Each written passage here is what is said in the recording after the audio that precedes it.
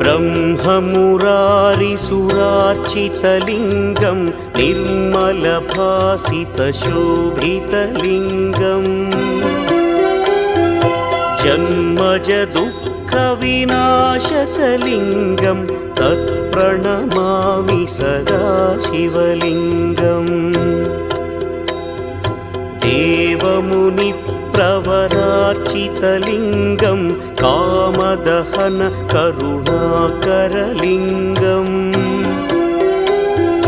रावणदर्पविनाशकलिङ्गं तत्प्रणमामि सदा शिवलिङ्गम्